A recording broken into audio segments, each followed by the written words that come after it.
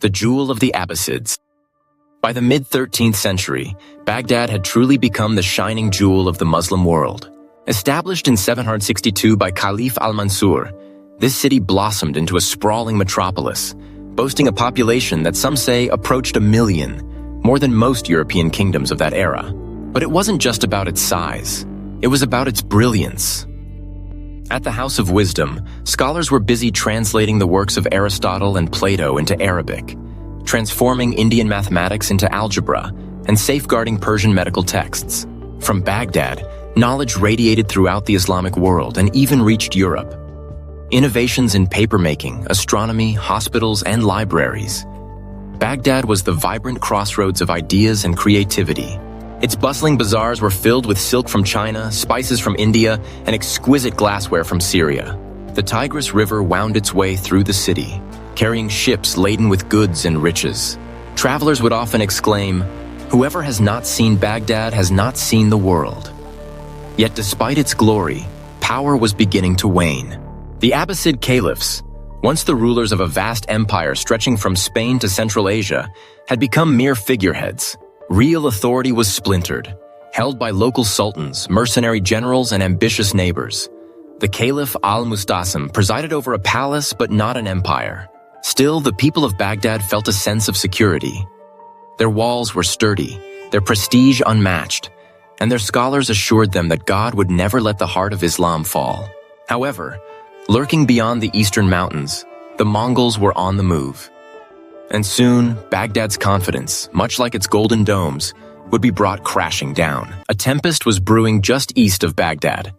The Mongols, those fierce nomads from the vast steppes of Mongolia, had already established the largest land empire the world had ever seen.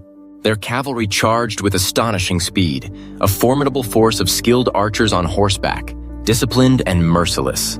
By the mid-1200s, they had decimated Persia, swept through Central Asia, and even made their way into Eastern Europe. Leading this new onslaught was Hulagu Khan, the grandson of the legendary Genghis Khan. His brother, the great Khan Möngke, had tasked him with pushing the empire westward. To conquer the assassins of Alamut, bring the Abbasids of Baghdad to heel, and secure Mesopotamia. Hulagu set out with an enormous army. Some accounts suggest as many as 150,000 soldiers, the largest Mongol force ever gathered at that time. He was accompanied by engineers, siege machinery, and even specialists from China. In 1256, the Mongols laid waste to the famed fortress of the Nizari Ismailis, effectively wiping out the assassin sect. One city after another fell to their might. Any resistance was swiftly crushed, with survivors either enslaved or slaughtered. The message was clear. Surrender and survive, resist and face annihilation. By 1257, Hulagu stood at the gates of Baghdad. He sent envoys demanding the city's submission. However, the Abbasid Caliph, al-Mustasim, refused to yield. He was convinced that the city's formidable walls, its esteemed reputation, and divine protection would shield it from harm. Despite his advisors' warnings, his pride won out. That fateful choice would lead to disaster.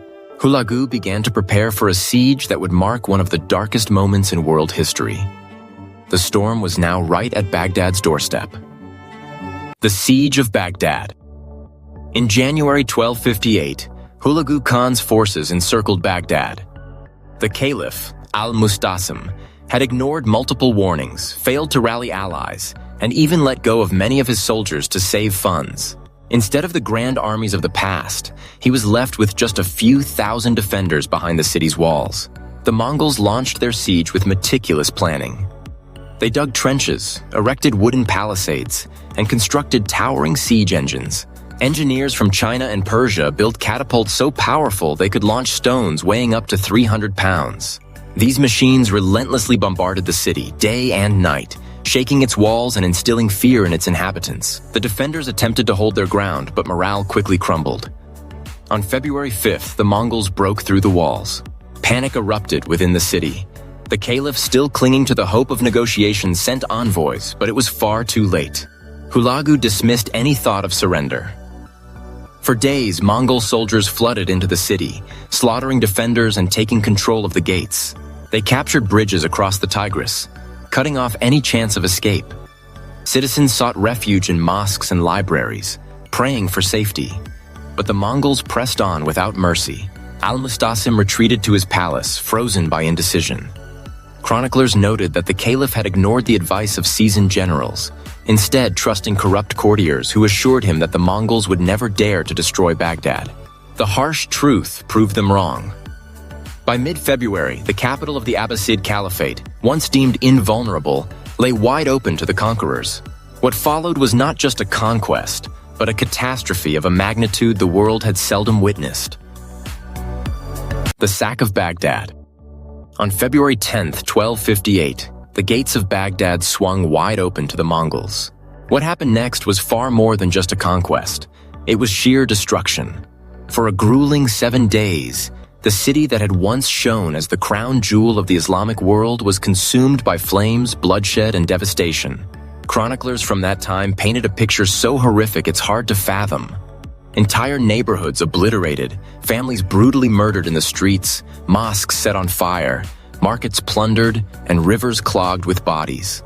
Estimates of the death toll vary wildly, ranging from 200,000 to over 1 million. The House of Wisdom, Baghdad's magnificent library, was utterly destroyed. Priceless manuscripts covering philosophy, medicine, astronomy, and mathematics, gathered over centuries, were tossed into the Tigris. Some stories even claim the river ran black with ink and red with blood. Whether that's a literal truth or a poetic exaggeration, it certainly conveys the staggering cultural loss.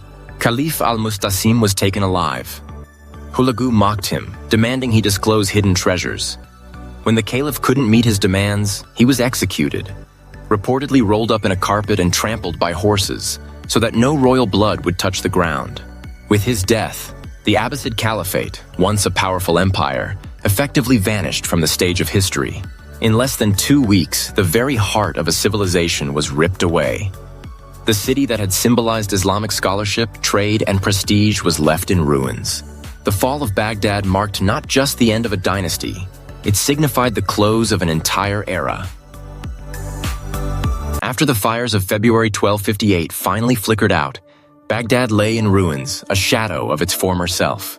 Once bustling with perhaps 1 million inhabitants, only a small fraction of the population survived.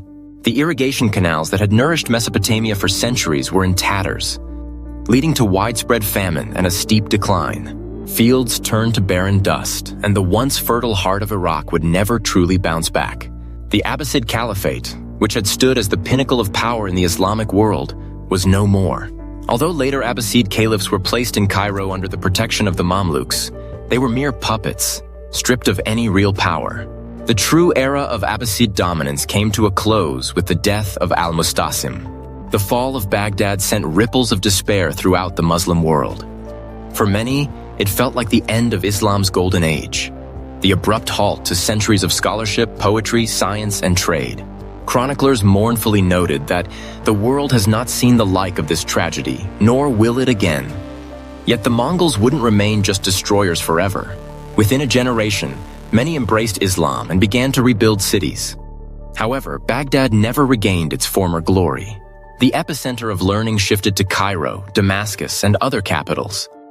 The story of Baghdad became a cautionary tale echoed in history books. That arrogance, disunity, and underestimating threats can topple even the mightiest civilizations. In just a matter of weeks, the world's greatest city fell, not with a warning, but in a blaze of fire and an eerie silence. The golden heart of the Abbasids was extinguished.